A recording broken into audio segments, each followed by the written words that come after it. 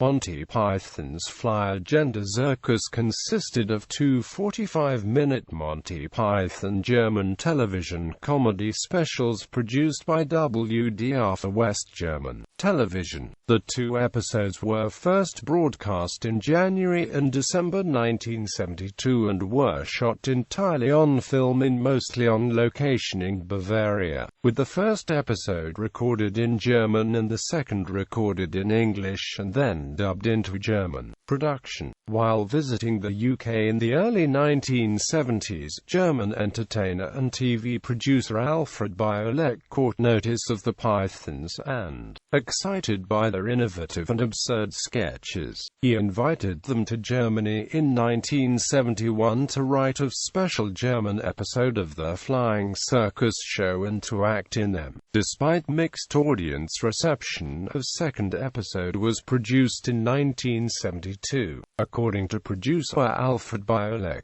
the Pythons were initially somewhat reluctant to the idea of going to Germany to produce comedy for a German audience. Biolek had only seen a few shows, but he was impressed with the concept of the Flying Circus. Specifically, it stood out to him that they were both good comedians and good actors, a combination that Biolek rarely saw in the German comedy scene at the time. Biolek arranged to meet with the Pythons in the BBC's bar in London to convince them, with many arguments and even more gin tonics, to come to Germany for a brief visit. Eric Idle has described the conception of the specials as the Germans came to us and said, "Look, we haven't got a sense of humor, but we understand you do. Can we use yours?" Terry Jones recalls Biolek's inquiry as an opportunity to do silly things in Germany. The Pythons agreed to visit Biolek in Munich in order to explore options for possible material, but did not want to commit at this point. During the visit, the troupe wanted to get a better understanding of German culture and humor. In fact, the visit, and the resulting two shows, can be viewed as a considered attempt to broaden the stereotypical picture of Germans by the Pythons. Michael Palin also noted that, "All I know is that it reversed all one's prejudices. Python has done very, very well in Germany, and the movies do extremely well. Whenever anyone says, you know, the Germans have no sense of humor, say no, hang on, they got Monty Python before a lot of other countries." During the visit to Germany, the Pythons attended the Oktoberfest and Olympiastadion in Munich, and also visited a nearby concentration camp. The Pythons' visit to Germany in 1971 coincided with the widely celebrated 500th birthday of painter Albrecht Dürer, and the group's second visit with the highly anticipated 1972 Summer Olympics.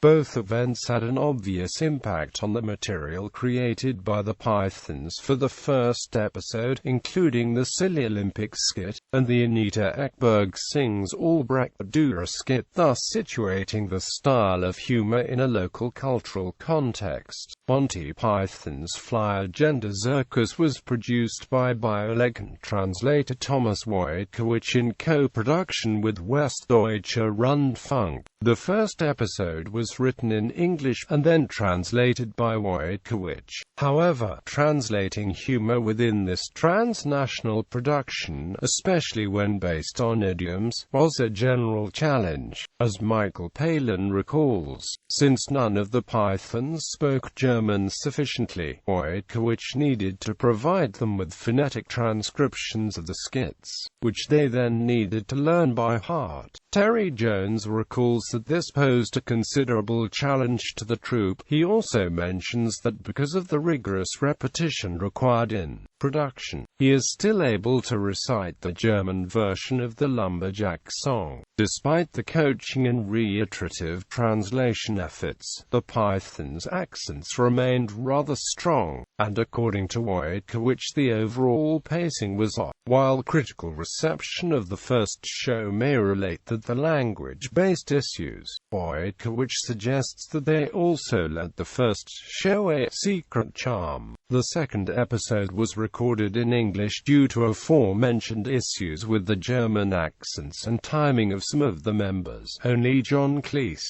and Michael Palin delivered the lines in German well enough to be easily understood by native speakers. The other Python performers all had very thick accents, making them difficult to understand. In some cases the episode was broadcast with German subtitles. Sketches. Some of the material was reworked from At Last, the 1948 show. Footage from these German specials was used to fill time between live stage performances, as seen in Monty Python Live at the Hollywood Bowl. Also, 10 seconds of sex from episode 2 was shown in series 3, episode 9, Nude Organist, of the TV show. The Silly Olympics skit was regularly used when the Pythons were touring. Several new sketches were written specifically for this show, including William Tell, Little Red Riding Hood, and The Merchant of Venice, as performed by a herd of cows. Only the Lumberjack song was translated from an existing BBC Monty Python episode. Both Alfred Biolek and Thomas Wojtkiewicz are featured in guest roles. Most notably, German soccer legend Franz Beckenbauer makes an appearance in the Philosopher's Football Match skit. The first skit of the first episode also features Claudia Doran, then an announcer at the Westdeutsche Rundfunk. List of episodes. Episode 1: An Introduction to Monty Python by Frau newsreader Claudia Doran. The Journey of the Olympic Flame. Monty Python's Guide to Albrecht Dürer. Anita Ekberg sings Albrecht Dürer. The Merchant of Venice as performed by a herd of cows. Dr. Breeder. Little Red Riding Hood. Silly Olympics. Stake Your Claim. The Lumberjack Song with the Austrian Border Police. The Bavarian Restaurant. Edited versions of the Little Red Riding Hood and Silly Olympics sketches were dubbed into English and included in Monty Python Live at the Hollywood Bowl. The Stake Your Claim sketch was included on the English language record, another Monty Python record. Episode 2: William Tell. Sex Maniacs, The Sycophancy Show. Mouse Reserve, Fish Park. Chicken Mining. The Philosopher's Football Match. Greeks vs. Germans. First half. Colin Bomber Harris vs. Colin Bomber Harris. The Philosopher's Football Match. Greeks vs. Germans. Second half. 10 seconds of sex.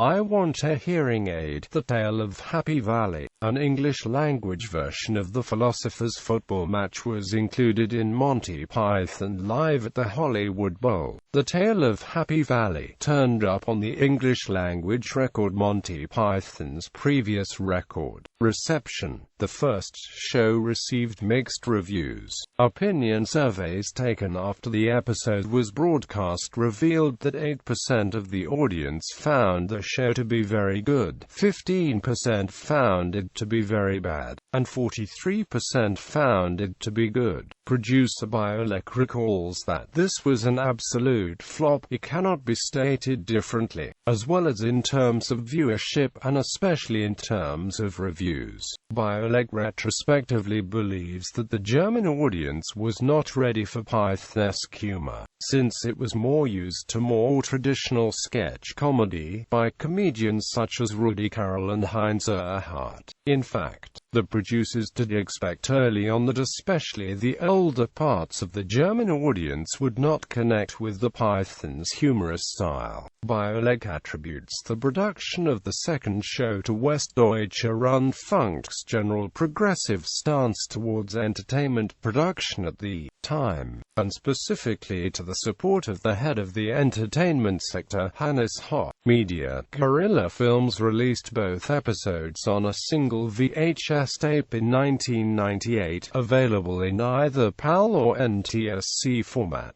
The American A&E network used this release as the basis of their DVD releases of the same material, with the first episode being included on Monty Python Live and the second episode included on The Life of Python. The Australian DVD company Rainbow Entertainment also released both episodes on one DVD. The Swiss publisher Hafmans released a hardbound book containing the scripts of both episodes, with introductions and essays by the German producers, in 1998.